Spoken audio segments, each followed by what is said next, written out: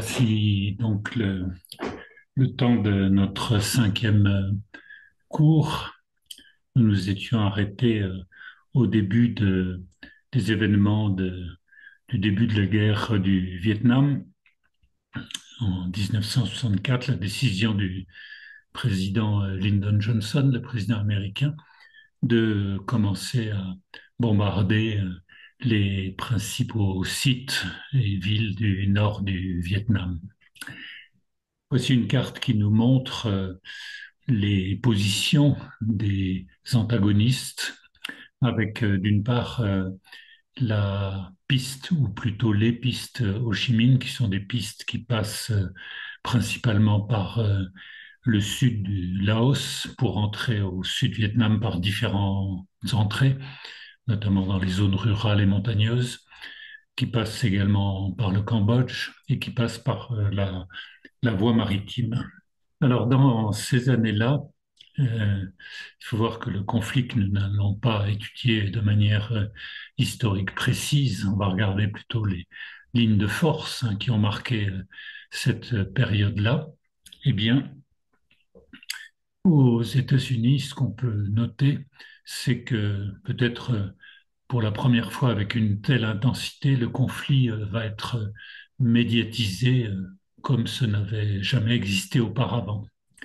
Et pratiquement tous les jours, sur leur téléviseur, les citoyens américains vont pouvoir regarder des images qui montrent eh bien, à la fois l'intensité des combats, mais aussi leur côté particulièrement violent et qui vont interroger de plus en plus l'opinion.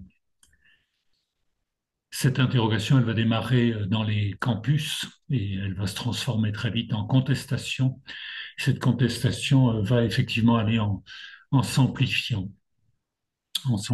parce que, eh bien, la guerre apparaît de plus en plus comme, entre guillemets, une sale guerre.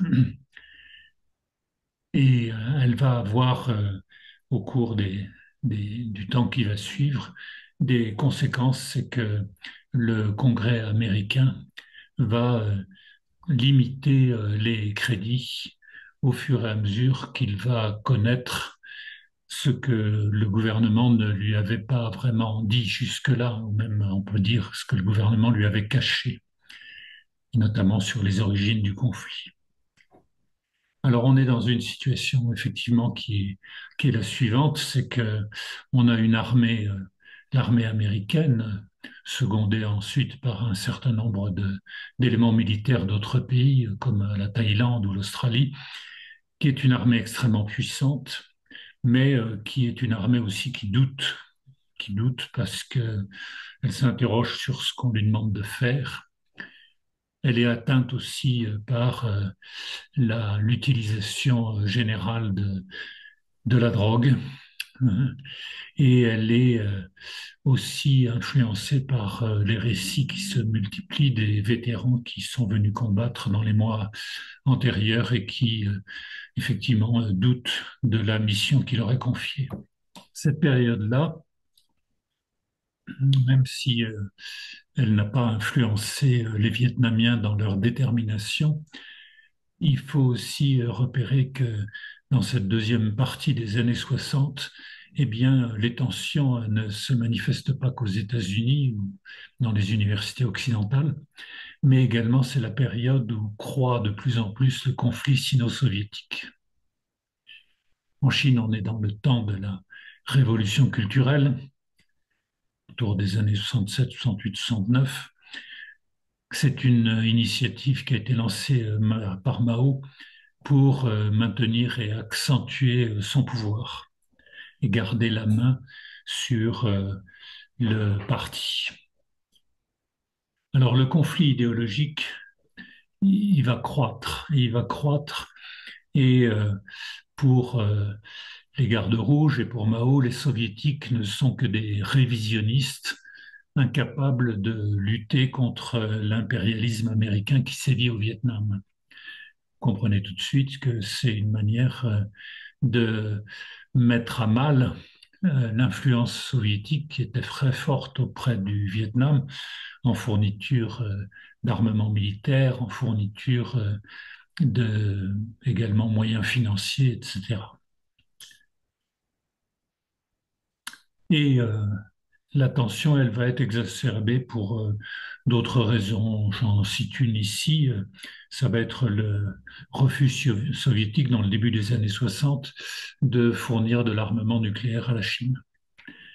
Ça ne sera pas très déterminant puisqu'en fait la Chine, par ses propres moyens, va faire sauter sa première bombe nucléaire dès le milieu des années 60. Alors le conflit va quelque peu dégénérer parce que d'idéologique comme il était jusque-là, eh bien il va devenir militaire. Militaire de part et d'autre d'un fleuve, en l'occurrence pas très bien nommé, puisque c'est l'Amour, ou tout au moins l'un de ses affluents, l'Ussuri. Bon, on ne peut pas dire que c'est la grande union qui régnait entre les deux grands pays. À un point tel d'ailleurs que, bon, il y aura peut-être à vérifier la véracité d'un certain nombre de documents historiques, notamment les mémoires de Kissinger, mais qui montrent qu'il y a eu de manière plus ou moins avancée, mais tout au moins l'idée d'une destruction du site du Lobe Nord. Alors le Lobe Nord, c'est en Chine, et c'est là que se situait la base où venaient de débuter les premières expérimentations atomiques chinoises. Dire que l'URSS, autrement dit, aurait envisagé, mais je dis bien encore envisagé, de détruire ce site par peur effectivement d'un conflit qui s'aggraverait avec le voisin chinois. Voilà une carte qui nous montre dans le nord de la Chine, on est dans la partie de la Mandchourie, pas très loin de la grande ville russe de Khabarovsk, en Sibérie orientale. Et les événements peuvent paraître de faible intensité, hein, puisqu'on voit la ligne frontière et les affrontements armés se sont passés sur la zone qu'on appelle les îles d'Amansky, que vous voyez, autrement dit, l'Ussuri, plusieurs îles au milieu de son lit, et c'est là que les soldats de part et d'autre se sont affrontés. Bon, donc on est dans une situation difficile euh, entre les grandes puissances communistes, mais néanmoins, c'est ce n'aura pas un impact si important que cela du moment que le Vietnam continue à recevoir des appuis militaires principalement des deux grands pays communistes. Mais ça ne veut pas dire qu'il n'y avait pas eu quelques difficultés aussi, parce que la stratégie militaire, eh bien, elle est marquée par quelques désaccords qui vont se manifester notamment pendant la grande offensive du Tet, c'est au début de l'année 68. Alors, qu'est-ce qui explique en deux mots de quoi il s'agit? C'est d'abord que cette offensive, qui va être générale, on va le voir sur une carte tout à l'heure, elle va bien sûr causer d'immenses pertes au sein du Front national de libération, mais également au sein des troupes vietnamiennes. Alors, c'est un échec militaire et qui montre les deux voies qui étaient celles d'une part de Giap qui voulait continuer le conflit au sud par les moyens de la guérilla, c'était une méthode qui avait porté ses fruits jusque-là, mais également d'autres membres au sein du bureau politique du Parti communiste vietnamien qui pensaient que le temps était venu de mener une grande offensive de manière plus classique au plan militaire, en pensant que toutes les populations du Sud allaient se rebeller contre l'occupant américain et contre les forces du Sud-Vietnam. Donc, ce choix qui a été celui finalement retenu, eh bien, il va être effectivement un échec avec des pertes, donc, je l'ai dit, très importantes. Mais ce qui est assez notable, c'est que cet échec militaire du Nord-Vietnam, mais il va être transformé en succès politique. paradoxal, mais c'est bien ce qui s'est passé, c'est-à-dire que, eh bien, l'offensive du Tet va se traduire par le départ du général américain Westmoreland et par une contestation accrue au sein du pays, des États-Unis, pour contester la prolongation de la guerre du Vietnam. Les difficultés aussi parce qu'au Cambodge, eh bien, là, au fur et à mesure que le pays se trouve de fait plus ou moins impliqué dans la guerre du Vietnam, eh bien, les Américains vont mettre en place un régime qui lui soit favorable, un régime militaire, pour remplacer le précédent gouvernement à tendance plus neutraliste. Et ils vont mettre en place un militaire Lon Nol pour diriger le pays. Et donc, à ce moment-là, le Cambodge va rentrer également dans le conflit avec un affrontement interne qui va prendre petit à petit de l'ampleur entre le gouvernement et la guérilla Khmer Rouge. Et au fur et à mesure que les mois vont passer, de plus en plus, l'armée de l'air américaine va bombarder de grandes parties du pays.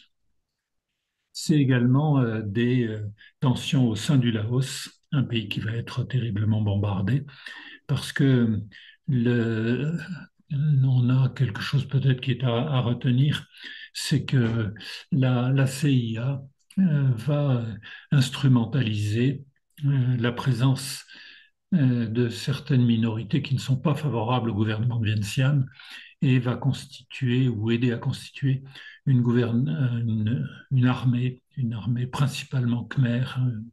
Bon, il y avait quelques Yao aussi, dirigée par le général Wang Pao. Mal lui en a pris parce que elle sera ensuite bon, l'objet de terribles répressions. Donc, c'est le Pathet Lao qui tient une partie croissante du pays, mais sans que l'on ait réellement une situation qui soit maîtrisée de la part du gouvernement laotien. Alors, comme je vous l'avais annoncé, voilà une carte de l'offensive du Tet en 68. Et vous voyez que l'ambition nord-vietnamienne et du Front de libération du Sud-Vietnam était importante, puisque pratiquement c'est toutes les villes qui vont être attaquées, hein, une trentaine de villes, les principales, mais aussi d'autres villes. Alors, on peut citer Hue, Saigon, etc., mais des villes moyennes dans tout le pays. Et cette tactique militaire, effectivement, va faire l'objet de combats acharnés, c'est exact, mais là, la puissance de guerre américaine va avoir raison de cette offensive qu'on peut qualifier de quelque peu imprudente par rapport à la tactique et à la stratégie antérieure, qui était plutôt une stratégie de guérilla.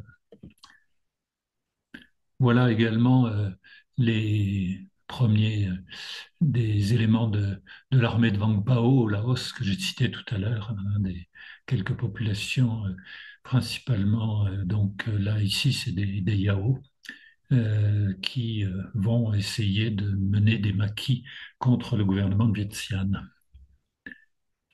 À cette époque-là, eh bien, du côté cambodgien, euh, le, le choix de Sihanouk est fait, hein, il est fait depuis déjà un petit moment, et donc c'est depuis Pékin, aux côtés de Mao, d'entraîner donc la lutte contre le gouvernement du général Lon Nol au Cambodge pour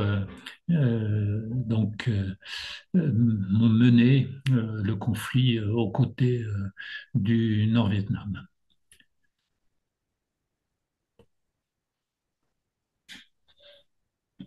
Dans les éléments d'histoire, bien sûr, vous avez tout ce qui peut être lu, c'est considérable. Il y a une bibliographie monumentale, il y a également une filmographie hein, de cette guerre du Vietnam qui est extrêmement importante, abondante. Ce qu'il faut retenir donc maintenant dans ce qui nous intéresse, c'est-à-dire la dimension géopolitique, c'est que le désengagement américain va venir à la suite, non pas de l'échec de l'offensive du Tet, ou tout au moins de l'échec politique Il y a une évolution de l'opinion publique, alors je l'ai cité pour les États-Unis, qui grandit, mais dans le monde entier. Dans le monde entier, il y a une sorte bon, d'hostilité qui va croître à l'égard d'une guerre de plus en plus impopulaire. Il y a les restrictions budgétaires du Congrès, je les avais citées, et puis il y a aussi, en raison de la mise en place d'une nouvelle stratégie du côté des Américains, qui est de dire nous supportons, nous, Américains, l'essentiel de l'effort de guerre et nous choisissons pour les mois qui viennent une autre stratégie qui est celle de la vietnamisation du conflit. Autrement dit, on veut bien fournir du matériel à l'armée du Sud-Vietnam, mais c'est à elle de défendre son pays, c'est pas à nous de le faire principalement. Bon, il y a aussi, il faut regarder les choses de manière large. Dans cette période de début des années 70, de la période Nixon-Kissinger, bon, l'idée du gouvernement américain, c'est qu'il faut avancer dans la relation avec la Chine et que ça ne sert plus à grand-chose d'avoir comme seul partenaire diplomatique et politique la Chine de Formose, hein, largement influencée encore par le vieux Chiang Kai-shek, et qu'il va falloir s'orienter vers une reconnaissance nécessaire de cet immense pays.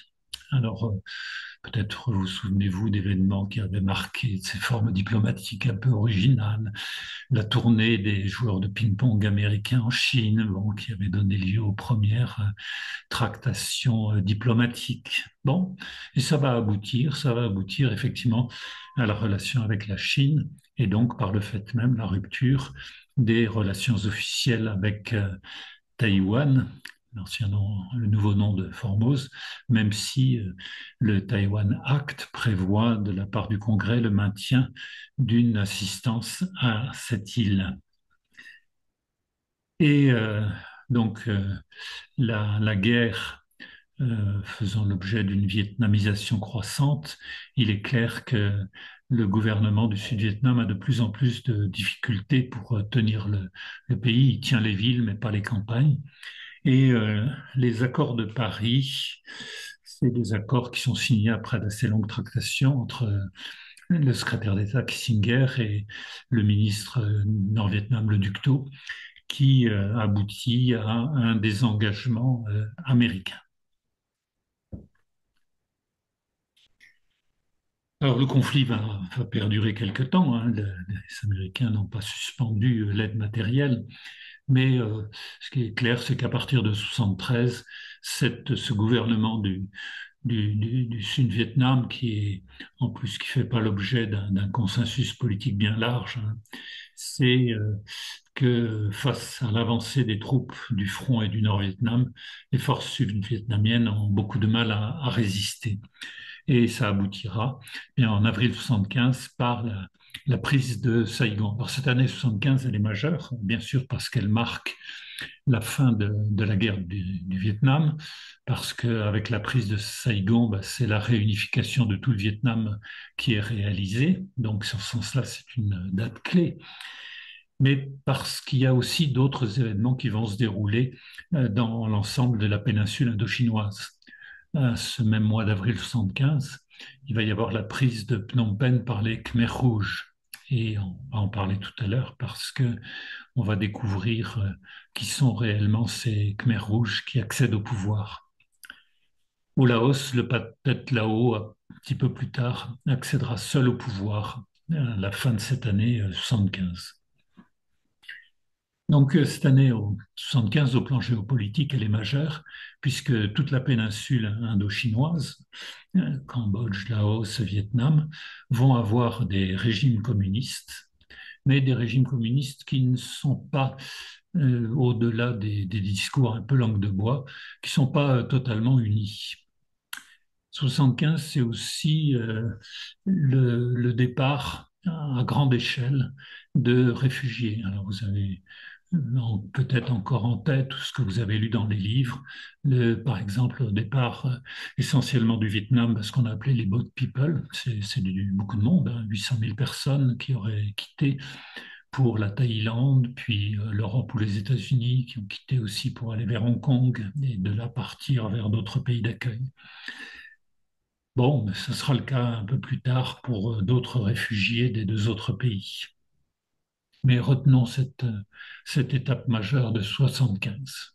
Voilà une photo de Boat People dans le, le golfe de Thaïlande, ou qui ont pu partir dans les tout derniers moments du conflit, en particulier des populations qui avaient été impliquées dans leur activité auprès des autorités du Sud-Vietnam et de l'armée américaine. Alors arrêtons-nous un moment à partir de cette date sur ce qu'on appelle la tyrannie Khmer Rouge, et j'ai mis deux points, l'utopie meurtrière. Alors, l'utopie meurtrière, c'est le titre d'un livre assez célèbre à l'époque de Pignataï. On va le voir en image tout à l'heure. Donc, qui concrétise la chute du régime Lon Nol. Et la première étape qui est importante, c'est les Khmers rouges qui entrent dans Phnom Penh et ils vont vider totalement la ville. Et pas en plusieurs semaines, non, en 3 jours. Tout le monde va être incité à prendre son petit baluchon et à quitter, sans savoir trop où aller, la capitale du Cambodge. C'est-à-dire que la réalité de ce qui se passe, c'est que ce nouveau pouvoir qui va se révéler dans sa tyrannie absolue va organiser la déportation des populations urbaines dans les campagnes du pays. Pourquoi? Parce que dans son idéologie, tout ce qui est urbain, eh bien, est entaché d'influence occidentale. Et donc, et une population dans laquelle on ne peut avoir aucune confiance. Alors, en même temps, en organisant cette déportation, eh bien, le nouveau régime va assurer un contrôle total sur la population et très rapidement procéder à l'élimination de tout ce qui pourrait être une opposition. Regardez attentivement cette photo de la couverture du livre de Pignataï. Pignataï, j'avais souhaité, je l'avais fait avec Marc Bellito au Parvis en 1980, demandé qu'il vienne dès l'apparition de son livre pour nous parler, puisque lui-même était rescapé du génocide cambodgien, donc qui a pu en parler. Cette photo, elle est assez terrible parce que vous voyez que euh, embauché ou embrigadé plutôt par les Khmers rouges, eh bien, on trouve des enfants, garçons et parfois des filles aussi, qui ont quoi, 12-13 ans, et qui vont être les acteurs d'atrocités abominables, y compris envers leur propre famille. Un âge où on est malléable, où on n'a pas le discernement voulu, le recul voulu. Et donc, la photo illustre au fond la perversité du régime qui a, dans le génocide qui commence à s'organiser, très largement fait contribuer des enfants à ces exactions. Alors, ce qui se passe, c'est que c'est un génocide qui va se passer dans un certain silence. Pourquoi? Parce que le régime Khmer Rouge est complètement coupé des relations avec l'extérieur, hormis une présence chinoise limitée. Bon, alors c'est de la fourniture d'armement, c'est quelques conseillers, mais pas des milliers de Chinois. Par contre, c'est un appui diplomatique. Et la Chine va en quelque sorte un peu représenter les Khmers rouges. Il ne faut pas oublier aussi que Sihanouk est à Pékin. Et il va euh, finalement laisser faire hein, ce régime tyrannique. Alors, ce régime tyrannique, il est organisé dans ce que j'ai appelé le silence des exactions et des meurtres par une organisation qui s'appelle en cambodgien l'ANCAR. L'ANCAR, ça ne veut rien dire d'autre que l'organisation d'ailleurs, qui a édifié un régime totalitaire et dont les dirigeants vont prendre le nom de frère numéro un, numéro 2, numéro 3, numéro 4. Pol Pot étant le frère numéro un. Mais après, vous avez que Sampan, Ieng Sanri, etc. Beaucoup de victimes, énormément de victimes pour un pays qui est petit en 75, pas plus de 6 millions, entre 6 et 7 millions de personnes en Cambodge. Et probablement, alors c'est très difficile de chiffrer le nombre de victimes qu'il y a eu exactement, mais bon, les historiens sont d'accord pour estimer que le chiffre doit se situer, pas tout à fait, mais près de 2 millions de personnes entre 75 et 79. Vous vous rendez compte de ce que ça représente par rapport à la population totale. Qui a été victime? Qui a été victime? Ben, incontestablement, toute l'élite cambodgienne qui avait un peu de savoir. Un peu de savoir, ça n'allait pas forcément très loin, mais les enseignants, y compris les instituteurs, les professions médicales considéraient qu'ils avaient été pervertis par l'Occident et que la consommation des plantes fournies par la jungle suffisait à soigner. Tous les fonctionnaires, bien sûr, et notamment les officiers, vont faire l'objet de massacres systématiques. C'est bon, un certain nombre de films ont vous, pu vous montrer, je pense au film de Geoffrey notamment, qui avait été présenté par Odile de Thomas il n'y a pas très longtemps dans le cadre des activités cinéma de l'UTL. Et parmi les autres formes de répression particulièrement dures, il va y avoir la répression à l'égard de la minorité vietnamienne qui est présente dans l'est du pays. Minorité assez importante, je ne sais pas exactement, mais au moins 200 ou 300 000 Vietnamiens au minimum. Alors, régime coupé ailleurs, on ne sait pas ce qui se passe. Les seules rencontres diplomatiques ont eu lieu avec des pays très, très limités en nombre. On a parlé de la Chine déjà. Là, vous voyez une rencontre entre Ieng Sari, qui jouait le monsieur des relations extérieures, avec ici, qui rencontre un autre dictateur, qui était le dictateur romain, Ceausescu, en 1976. Ouais. Bon, c'est pas la meilleure relation qu'on puisse avoir, hein, c'est le moins qu'on puisse dire. Mais ce qui est quand même assez frappant, c'est que dans cette méconnaissance de ce qui vivait là, les atrocités que subissaient les Cambodgiens, en Occident, des très rares personnes qui pensaient avoir un minimum d'informations étaient très très loin de penser, je ne citerai pas les auteurs de cette époque-là, ils s'en sont mordus les doigts après, mais en se disant cette manière de vouloir un nouveau régime en créant une sorte, entre guillemets, d'homme nouveau, est-ce que par rapport à tout ce qui s'est passé dans les années antérieures de guerre, finalement, est-ce que c'est si grave que ça? Oui. Voilà, Yang Sari un peu plus tard, au moment où allait débuter son procès. Alors, les Khmers rouges, ils veulent mettre en œuvre un ce qu'ils ont appelé un maoïsme créatif, avec un système complètement autarcique, basé sur l'autonomie des communautés villageoises. Ne pensaient pas que c'était en leur sein qu'il y avait un minimum de gouvernance locale. En réalité, tout était contrôlé par l'ANCAR qui envoyait ses représentants et pour faire en sorte que dans toute communauté villageoise, on aille sur les prescriptions demandées par le régime.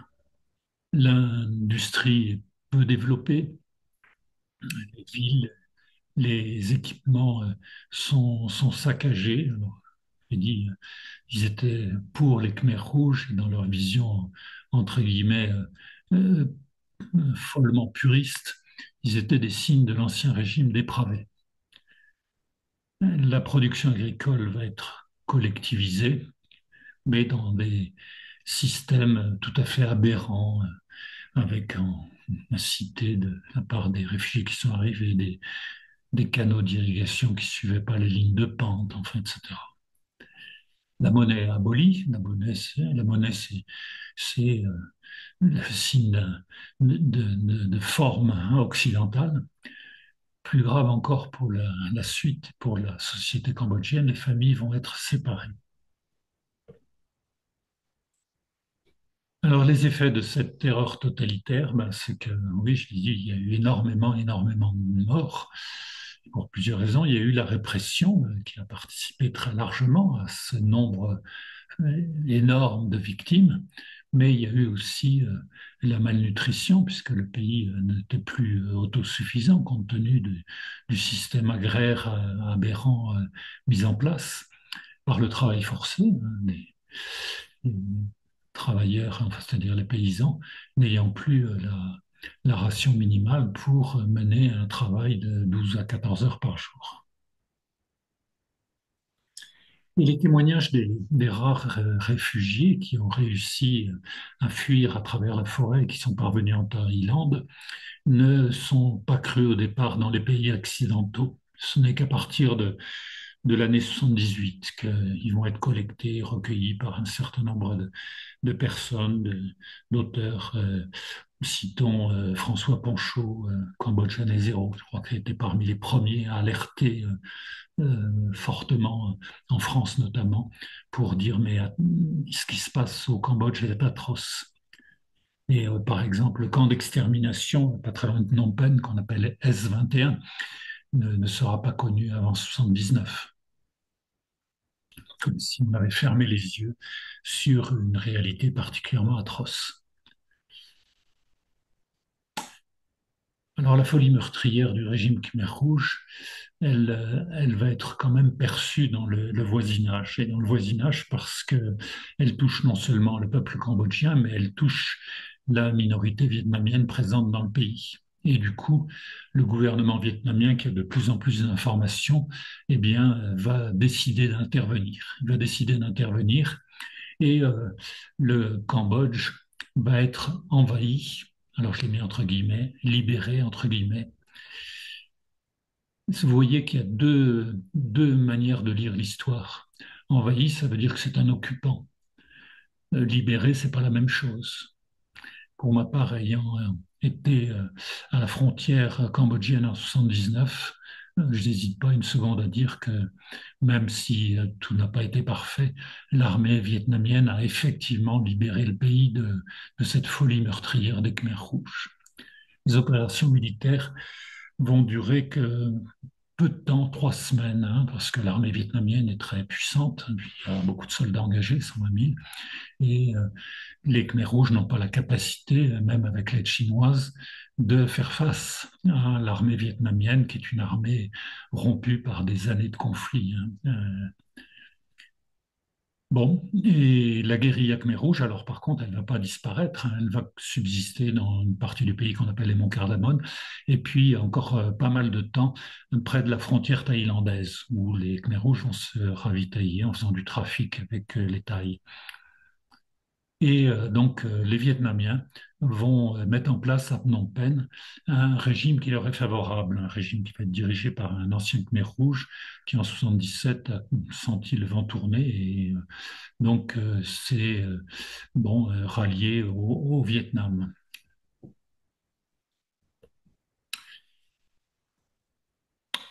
Bon, j'ai un peu de difficulté à vous raconter ce qui va suivre parce que c'est des événements que j'ai vécus directement. Et ici, on est au camp de Sakeo, à la frontière du Cambodge et de la Thaïlande, à l'automne 79. Bon, j'étais avec une équipe de Médecins sans frontières, avec l'avancée des troupes vietnamiennes et entraînées par les Khmers rouges. Ils sont arrivés 30 000 Cambodgiens dans un état sanitaire absolument catastrophique, hormis bien sûr les Khmers rouges eux-mêmes, puisqu'il y en avait dans ces 30 000 personnes. Bon, c'était l'horreur absolue, il n'y a pas d'autre terme.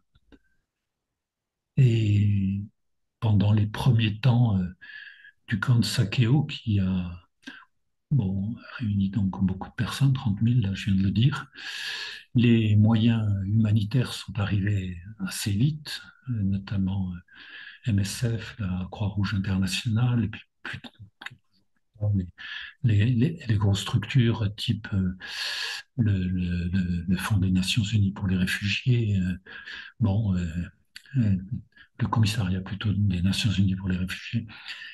Mais évidemment, la mortalité a été terrible, terrible. Et euh, pour les médecins, les humanitaires, il y avait un risque à cette période de l'année, c'est de voir le choléra se mettre au milieu du camp, euh, qui aurait évidemment ravagé la population qui y était. Bon, c'est des choses qu'on n'oublie pas, évidemment. Particulièrement sinistre, c'était l'état sanitaire dans des enfants.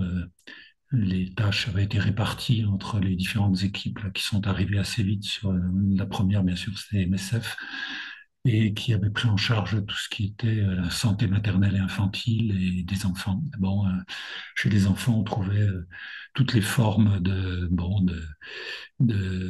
pathologies liées à la et à la malnutrition, liées à la faiblesse, bon, alors, du marasme, du cachet-hors-corps, bon, et bien d'autres pathologies. Ouais. Bon, voilà, je n'ai pas pris d'autres images parce elles sont assez atroces, hein. Il y en a que je n'ai pas voulu vous montrer.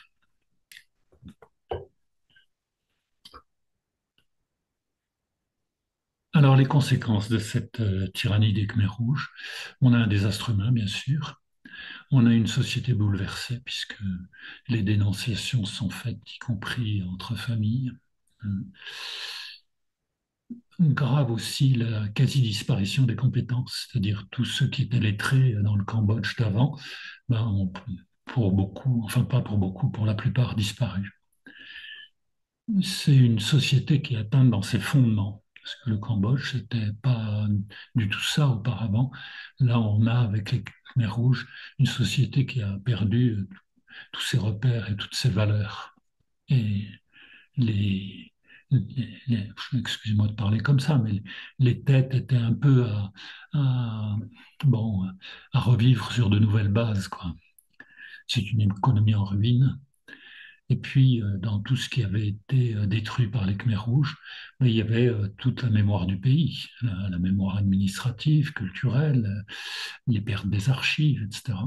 Donc, euh, ce qui va être entrepris avec pas mal d'initiatives associatives auxquelles assez courageusement les Cambodgiens, ou beaucoup de Cambodgiennes ont pris part. C'était une culture à reconstruire.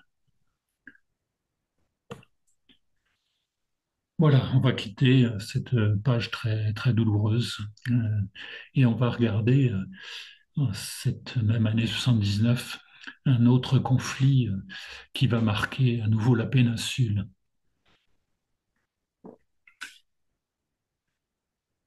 Alors, quelles sont les raisons d'un tel conflit? Cette guerre sino-vietnamienne de 79, qu'on appelle parfois la troisième guerre d'Indochine, terme un peu exagéré peut-être parce que c'est pas été une longue guerre comme celle contre la France pour l'indépendance ou contre les États-Unis pendant le Vietnam. Mais ça a été quand même un conflit. Un conflit. Alors, qui a engagé les hostilités? Ben, c'est la Chine. La Chine qui entend ainsi répondre à l'occupation du Cambodge par le Vietnam. Moi, je dirais plutôt la libération du Cambodge par le Vietnam. Le terme qui avait été utilisé par le gouvernement et le Parti communiste chinois, c'est qu'il s'agissait de punir le Vietnam. Oui, rôle de punition. Par derrière ça, il y a les considérants politiques. C'est la question du leadership du monde communiste, montrer au fond que le régime soviétique est incapable de protéger son allié vietnamien. Et donc, vous sentez bien que la question qui est posée, c'est celle de la Chine qui veut affirmer sa domination, ou tout au moins sa position dominante en Asie. Euh, Alors que le Vietnam, à ce moment-là, il faut bien voir, en 1979, contrôle non seulement le Cambodge, on vient d'évoquer, mais assez largement le Laos voisin. Donc, ça faisait de l'ombre, puisqu'il s'agit de régime communiste, au Parti communiste chinois qui n'entendait pas du tout laisser le Vietnam assurer cette domination en quelque sorte. Vous voyez, les armées chinoises ont attaqué par le nord, euh, notamment deux passages dont on peut se souvenir quelque peu par rapport à la première guerre d'Indochine contre les Français, la région de Cao Bang et de Lao Cai. Bon, donc les troupes chinoises vont entrer au Vietnam par là. Pour le Vietnam, la situation était complexe. Pourquoi? Ben, une partie de son armée était au Cambodge, nous l'avons vu, et d'autre part, les meilleures troupes avaient été concentrées autour d'Hanoï pour protéger la capitale au cas où les armées chinoises seraient arrivées jusque-là. Donc, l'armée chinoise a devant elle des miliciens, des troupes de paysans locaux, mais qui, même s'ils ne sont pas très armés, ont l'avantage de connaître parfaitement la région. Alors c'est un conflit qui va être frontalier, qui va être pas très long, il va durer à peine un mois.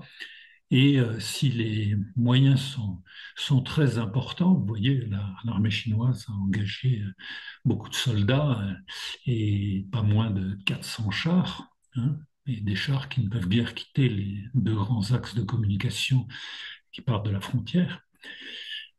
Et ils vont pénétrer d'une trentaine de kilomètres, mais pas plus. Alors pas plus, pourquoi? Parce que la logistique ne suit pas. Et elle va être défaillante, on pourrait même presque dire totalement défaillante, avec des ruses que vont, entre guillemets, utiliser les Vietnamiens. C'est par exemple la question des puits pour s'approvisionner en eau.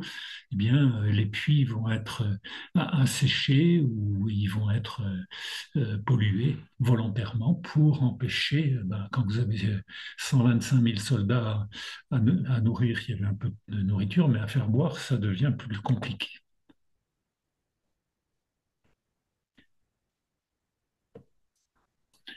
Alors, l'issue du conflit. L'issue du conflit, mais comme souvent dans ces cas-là, tout le monde va dire qu'il a gagné. Alors que la Chine se retire du Vietnam. Elle se retire du Vietnam parce qu'elle dit, elle prétend avoir atteint ses objectifs. Ça peut vous faire penser à des conflits actuels. Bon, mais à cette époque-là, le Parti communiste chinois disait, puisqu'on a atteint nos objectifs, on se retire du Vietnam. La réalité, elle n'est pas celle-là.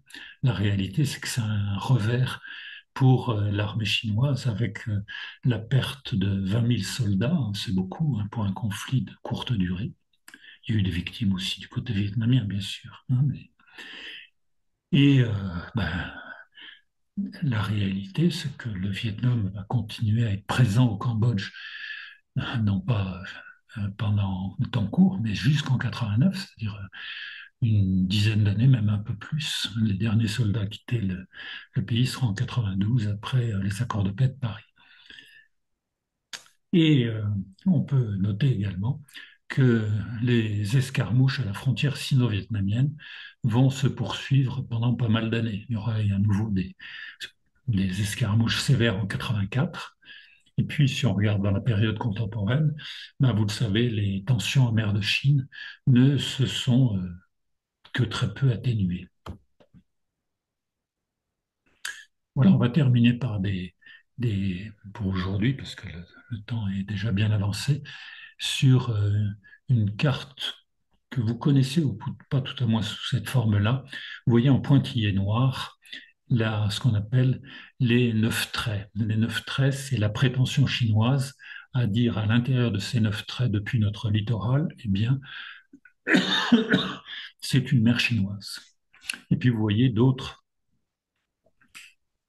pardon,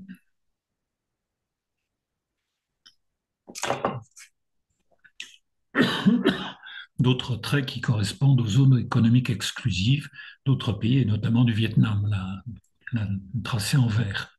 Et vous voyez que le chevauchement des deux courbes ne peut qu'engendrer des tensions.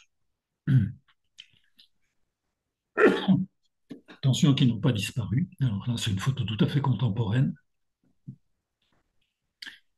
C'est la présence dans le port de Da Nang, grande station, grande base plutôt américaine pendant la guerre du Vietnam. Et dans ce port de Da Nang, vous voyez le plus important navire de la 7e flotte américaine, le Carl Vinson. Bon, ce monstre gigantesque, il est accueilli par les Vietnamiens. Ça peut vous sembler un peu étonnant, oui, mais c'est la réalité géopolitique qui a évolué au fur et à mesure du temps et que les Vietnamiens ne sont pas mécontents de marquer par des signes symboliques, eh bien, que pour cette question de la mer de Chine méridionale, qu'eux appellent la mer de l'Est, eh bien, ils ne sont pas tout à fait prêts à laisser toute l'initiative aux Chinois. Voilà cette carte qui montre toutes les richesses de la zone, au plan pétrolier notamment, halieutique, etc., et qui va être maillée par pas mal d'incidents entre Vietnamiens et Chinois. Donc, vous voyez que depuis le conflit de 79, les choses se sont nettement améliorées. Il y a un discours officiel, encore une fois un peu langue de bois, disant que les relations sont devenues tout à fait correctes, mais la réalité, c'est quand même un positionnement géopolitique qui montre que le Vietnam n'est pas devenu pour autant l'allié de la Chine. Voilà, je vous remercie.